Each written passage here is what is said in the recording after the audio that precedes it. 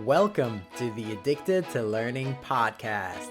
My name is Gabriel Horvat, and each week I get to bring you inspiring stories, lessons learned, and insights from people who forged their own paths in life.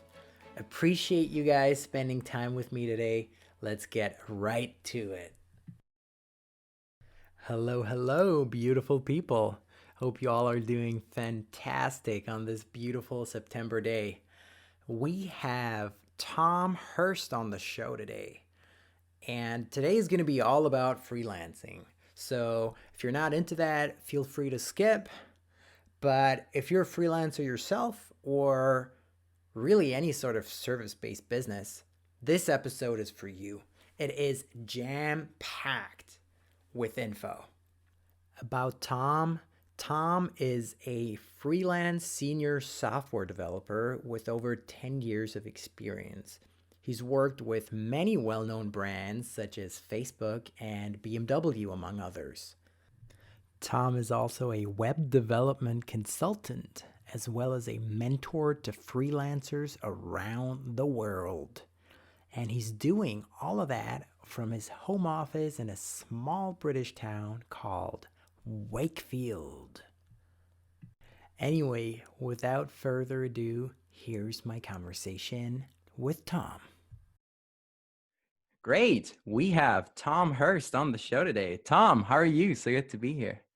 Yeah, I'm good, man. How are you doing, Gabriel? Great, thanks. You're in the UK. You're the first British guest on the podcast, so that's I'm on exciting. And you are somewhat of a freelancer's freelancer. You know an awful lot about freelancing, how to position yourself as a freelancer, how to not get ripped off by clients, how to price yourself well. And basically I'm a freelancer myself, sort of just starting out. And there's just this vastness of everything as a freelancer, like so many things. It's overwhelming. You have to do the actual work. You have to organize yourself. You have to sell yourself. You have to market yourself. And it's a lot. Yeah. And how do we even start? Let's talk maybe about your routine and your week. How do you organize yourself? Cool. Yeah. So, I mean, the key to freelancing for me, and when I really started to make it tick, is when I started taking efficiency seriously. So in the younger days, I'd be up playing World of Warcraft till 4 a.m., getting up at 10, doing a little bit of work, playing a few more video games, going back to work. And I could make a living, I could survive, but it was never enough to, get me to that next level, essentially. So once I started taking efficiency seriously, through routine and through structure, that's when, things really started to tick. So the routine for me at the minute is my alarm will go off at 5:30. So I'll get up at 5:30, and I'm doing home workouts at the minute because obviously we can't go to the gyms with the current scenario, which is a bit of a killer, but I'm doing my best with limited equipment.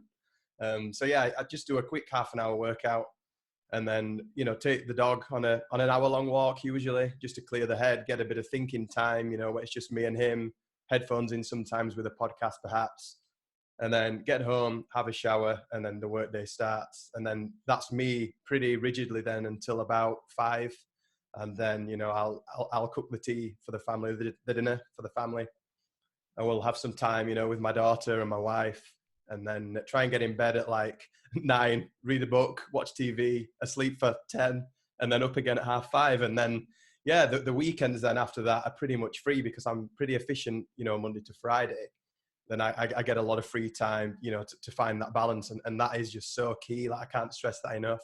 Having that downtime, not scheduled per se, because you've got to embrace flexibility, but working efficiently during your work time so you can enjoy the downtime better. That's roughly how my mindset is on routine. Yeah. Do you allow yourself to take longer breaks, or are you sort of like everything scheduled out? There's my 5-minute coffee break, et cetera, et cetera.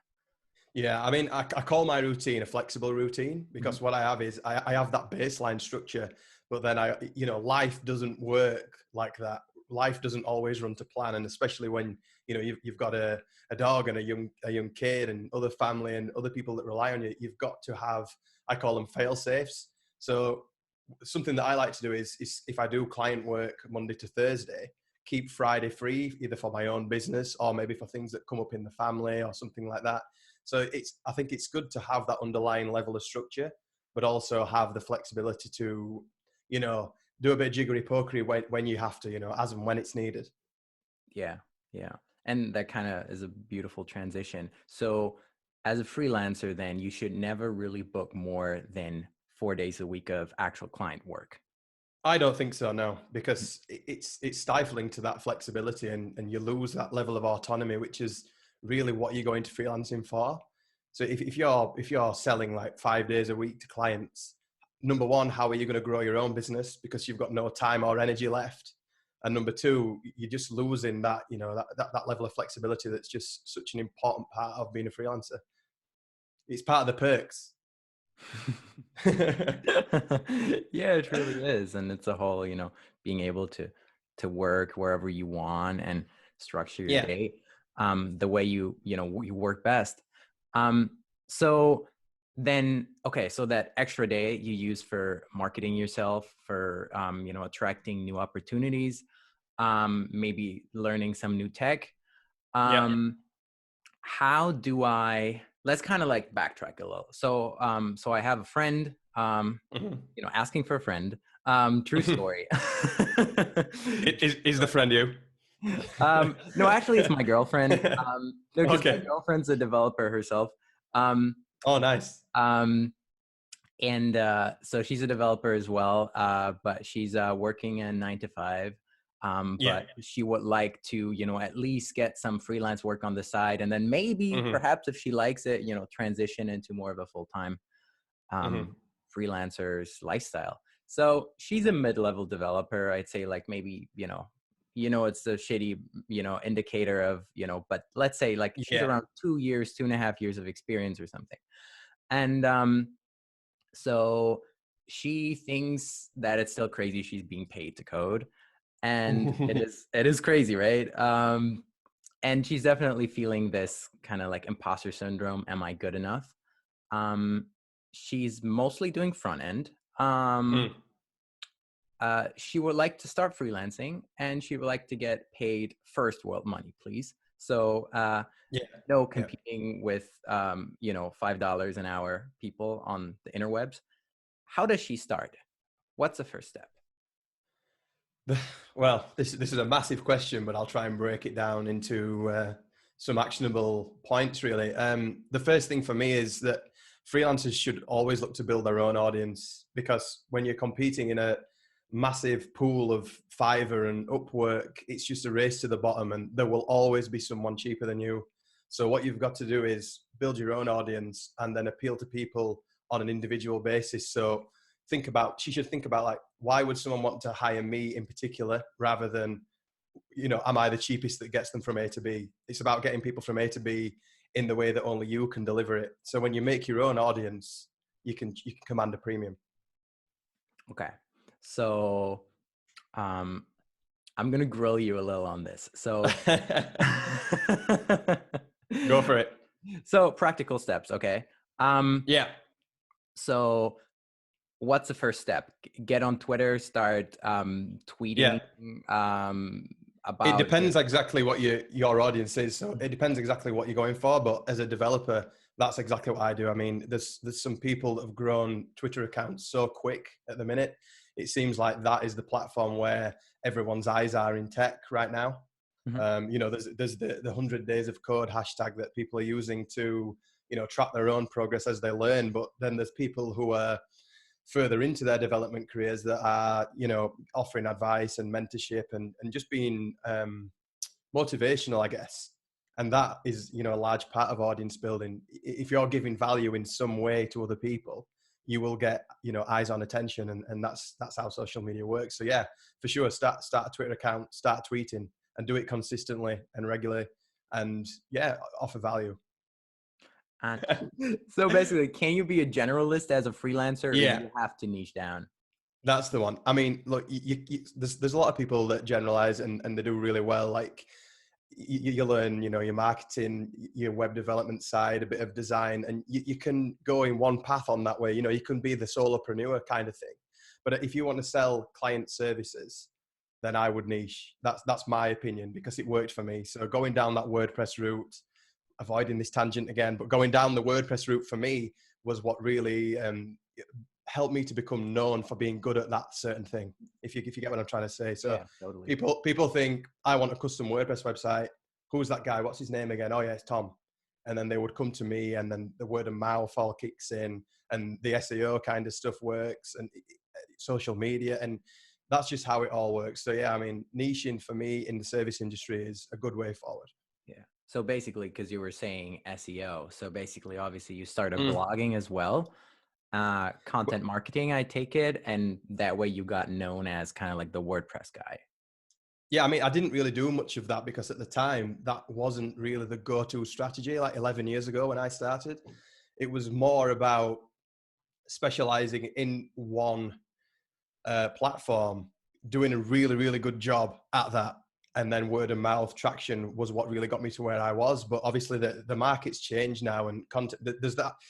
Each niche is more saturated now than what it was. So obviously WordPress is 11 years older than what it was back when I started. So kind of like what I touched on before, there is niches within niches now. So, you could build a business within WordPress by specializing in customization of one plugin because the audience just for that plugin is huge. Mm. So yeah, the content marketing thing isn't really what I did originally. It was more of doing a good job and, this face-to-face, how I came across as a freelancer, getting recommendations, being in a smaller pool of people who did custom WordPress stuff. So yeah, I mean, the marketing strategy now is a bit different to what it was then. But yeah, content marketing now is super important. And that's how I'm building, the freelancer mentorship side of my, the stuff that I'm doing now is through content. Yeah, which is fantastic, by the way. Everybody should, Thank you. go check that out. And we'll link it below as well. Um, Nice. so, so basically, should she should she actively reach out to prospective clients, or should she keep the, the online marketing, the social media, the content marketing, whatever, until people come to her, even if that maybe takes, a while? Yeah, I mean, that strategy will take a while. And I don't think there's anything, I'm not completely against doing cold outreach, but obviously the best type of leads are those that come to you. Mhm. So, all the inbound stuff. So if she builds this reputation in the background and just gets, you can do marketing and get people to come to you without it really being obvious that you're selling anything. And that's the best type of lead that you can attract. So if you're doing all this nice content and it's like, oh, she has skills in this area, it's really clear this content's talking to me, I'm going to make contact, or at least you register that interest in their mind so that they'll make contact in the future. So yeah, cold outreach can work, but have something to show for it before you do that. If she just starts saying, oh, I really want to work with these people, hey, have you got any work for me? But you've got no credibility or anything, like a back catalogue of, results or case studies or even articles or anything that can prove that you can do well what you're saying you do well, then you're going to fall on deaf ears if you just start spamming people with LinkedIn messages.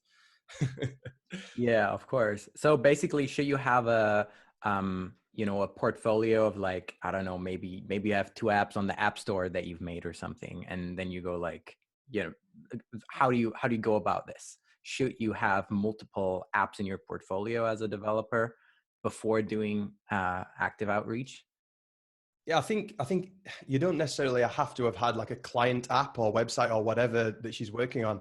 I think if you've got these self-initiated projects, like open source plays a big part in the developer world. So if you've got an open source profile on GitHub that shows that you're contributing to, other people's projects or writing your own, that can have just as much value, if not more, in some people's eyes than, client projects.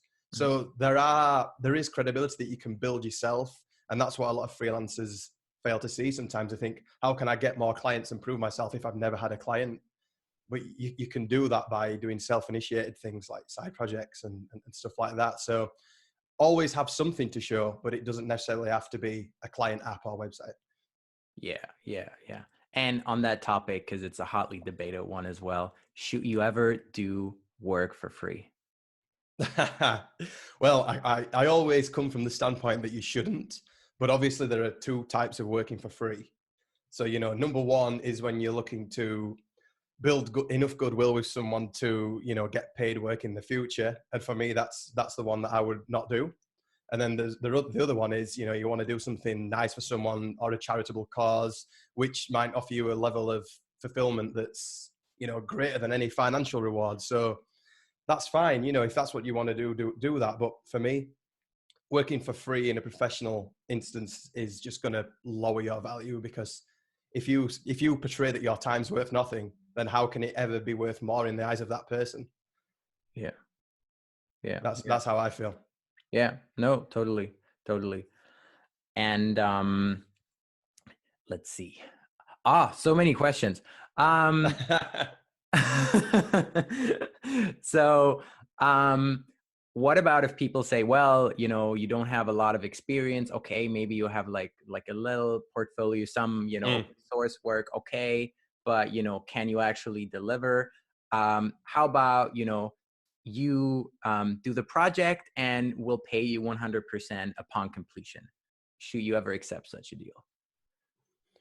No, because no one is 100% committed to a digital project unless, they've got some skin in the game, unless they've put some money down. It's just not, it's not a proper project. It's not even gaining you real experience, because that's not how real life projects work.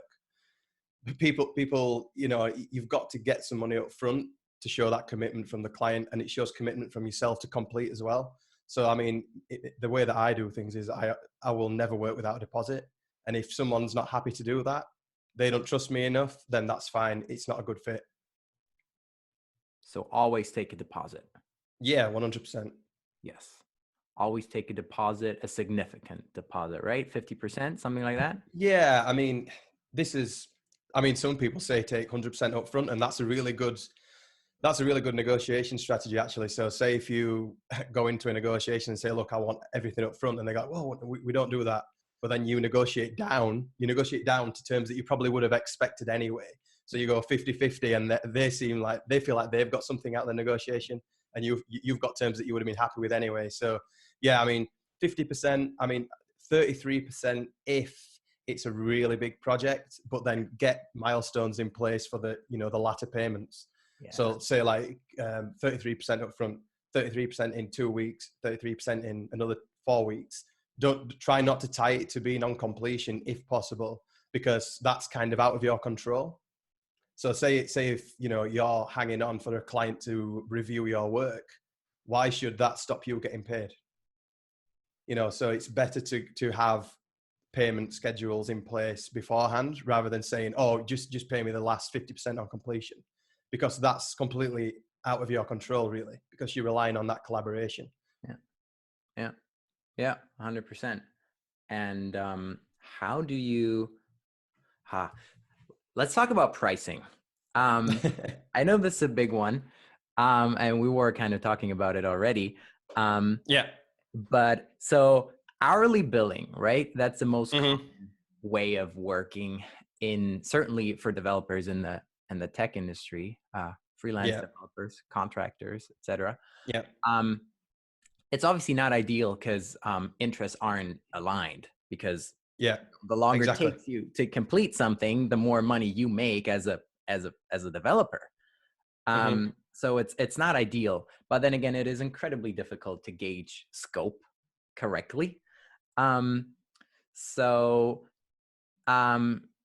then there's just things like, I don't know, thinking about stuff, analyzing, where it's just really difficult to get project-based pricing. I have this friend who's a machine engineer, and he gets literally paid to think about, well, is it viable to use machine learning in this scenario? Kind of. Yeah. But basically, certainly for front-end development, which is what I mostly do, it is possible to do weekly, daily, and project-based pricing.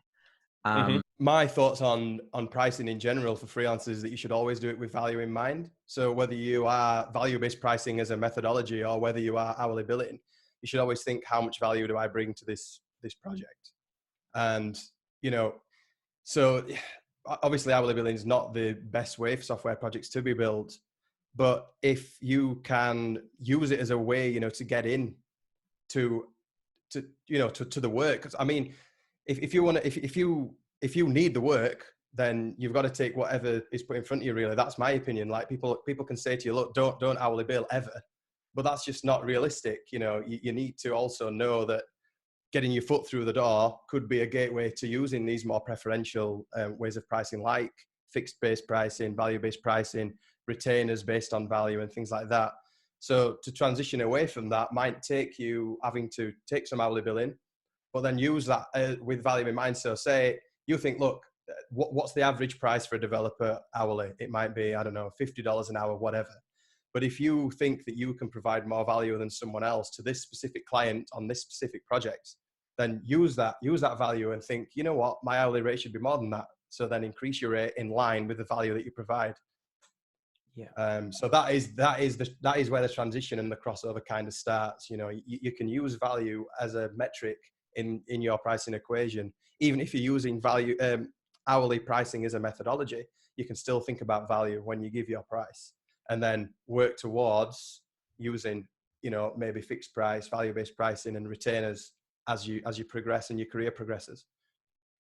Another question I have is, even with reputable recruiters and bigger agencies that are sort of well known, do I still take a deposit?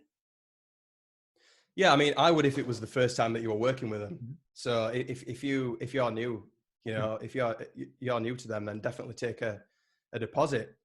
But if it's someone that you've worked with, you know, a number of times, you know, in the past, then you can give them a bit more grace. Mhm. So say if it's someone that you know will pay the bill, then, you know, maybe offer a little bit of leeway. But if you can, definitely get a deposit. Mhm.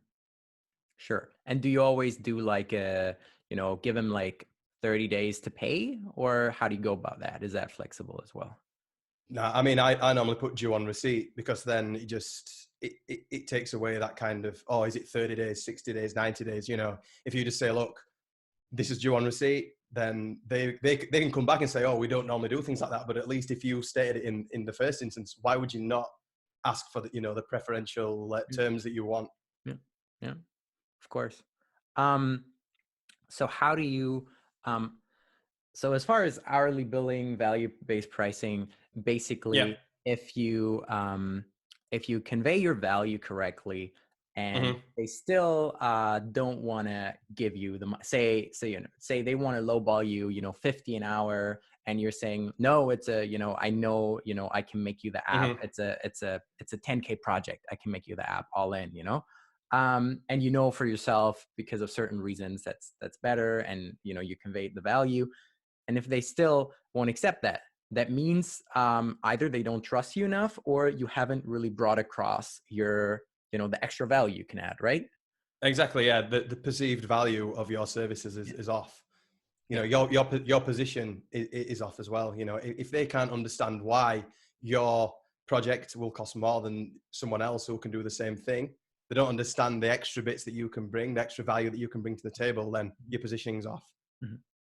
And what about more traditional countries, as well as more Hmm. traditional companies, um, where they say, so I'm in Germany. Germany is certainly a more Hmm. traditional country, where they just say, no, we don't do value-based pricing. We always do hourly, period. Yeah. Yeah. I mean, well, you don't, obviously, when you're doing a value-based price, you probably wouldn't tell the client that you're working with that you're doing a value-based price. But if you want to work project by project, or, you know, with fixed prices, then you can just say, look, well, this is how I work. So it all rolls back to how much you need the work. If you need the work, you don't have much leeway to negotiate terms. But if you do, and you have other people waiting to book your availability, then you can just enforce that and just say, look, I work project by project. If we can't do this, then it's not a good fit. Yeah, yeah. But then again, you have to be willing to walk away. Exactly. And that's where the power comes. That's the freelancing power play. When you're willing to walk away from a negotiation, you hold the cards basically. Yeah. And I guess one important way to do that is to always have like, 6 to 12 months cash in the bank to be like, not stressed out Yeah. about money. Yeah, definitely. Having runway in the bank just makes everything a lot less stressful, and it makes negotiation a lot easier. Yeah. Because if you know that you've got that runway, then you can walk away from any negotiation. I did a tweet recently actually that said something like, "That's where you find true freedom, when you can walk into a negotiation and be completely impartial to winning the work or not." And that for me is like something that switched in my head. I'm like, oh, this looks like a good fit project, but if I get it or I don't, that's fine, because I've got something else I can work on. And that's where you find that true freelancing freedom. Yeah. Yeah. And how do you, so me personally, I've been doing a lot of Mm-hmm. stuff with recruiters, Yeah. and obviously the next step is to go direct. Um, and I'm not at a point yet where I have a lot of people come to me cold via the internet. So it's more Yeah. like referrals and people that know me, word of mouth. um Mm-hmm. what's kind of like the next step to go? Essentially, I only want to ideally work direct. Yeah. Yeah. So you want to ditch the recruiters basically and get your own clients and manage everything yourself. I Exactly. mean, firstly, that's going to come with more work, so be prepared for that. But then, secondly, it goes back to what we were talking about before, and it's the audience building. Essentially, you want to build a pool of leads that are willing to hire you Yeah. through showing your credibility and expertise. Yeah. Yeah. And speaking of it's going to come with a lot of work, or a lot more work. Um, Mm. do you ever, or would you suggest outsourcing? Would you suggest ever outsourcing the actual dev work and focusing basically on client communication and project management? Yeah, and I mean, I do that sometimes. If I've got leads that I can't handle, but I still want to help, the client, then I'll outsource and just oversee the project under my general guidance. So yeah, that's not a problem, and I think that's one of the ways that freelancers can grow, and also decouple their own time, from how much they earn as well. Yeah, yeah, that's really good. Okay, and what else was I going to ask? Oh, so I just made a mistake on the phone the other day. Um, so I was on the phone with a recruiter, Hmm.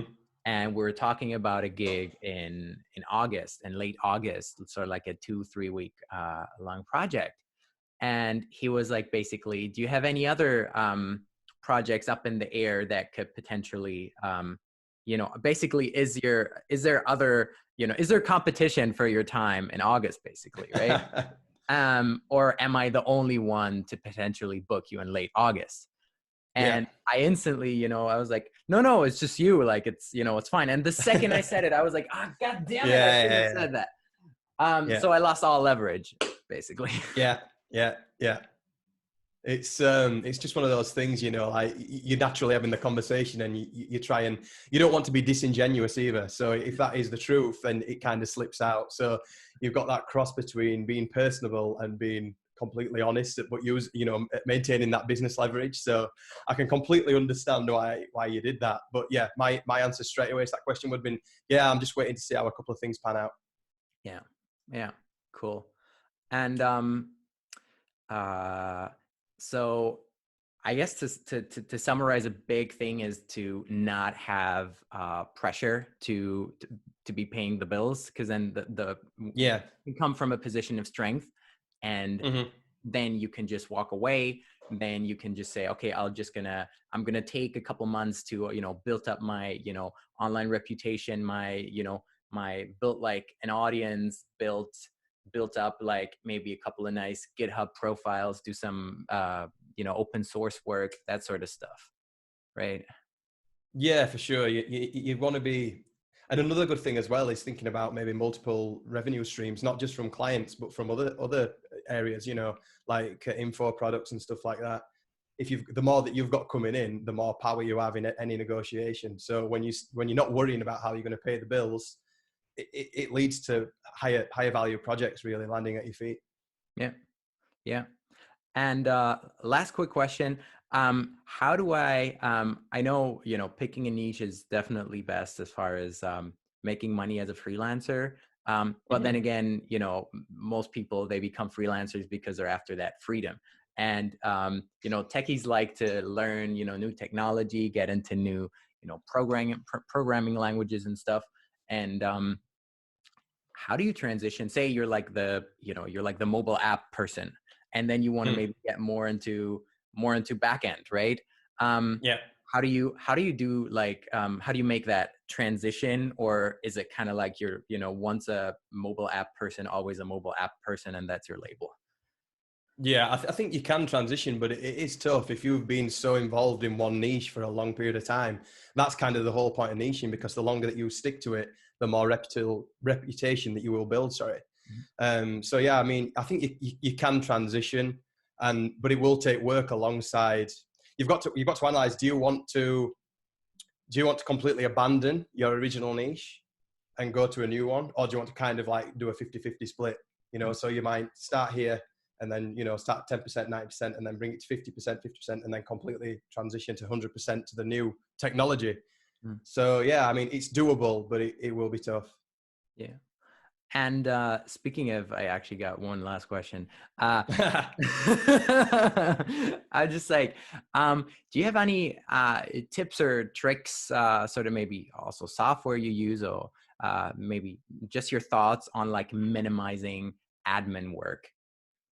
Minimizing admin work. Yeah, I mean, I've always used this tool called Free Agent to manage all my invoicing and tax and stuff like that. It's kind of like a bookkeeping tool, and essentially it feeds in all my bank data, and then I just explain what each expense is and things like that, and then that goes off to my accountant, and then that all just gets sorted for me. So yeah, I mean, that's the main one that saves me a lot of admin. Does invoicing too.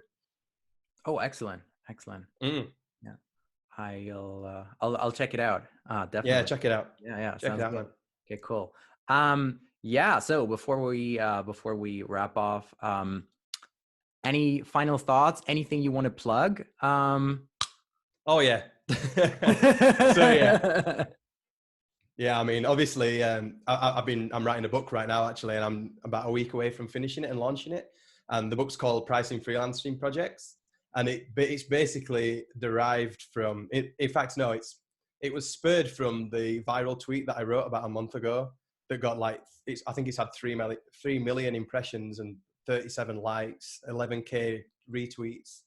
And I just thought, obviously people find value in this pricing information that I've got. So I've got to expand on it. I've got to write a book, answer the questions that are coming in and things like that. So yeah, buy the book. It's available at a pre-order price right now, and the price will go up when it's launched on the 30th of July. excellent, excellent. And I have bought it. It's excellent. Nice. Highly recommend it. And yeah, Tom Hirst, thank you so much for coming on the show. It was a Thank you, blast. man.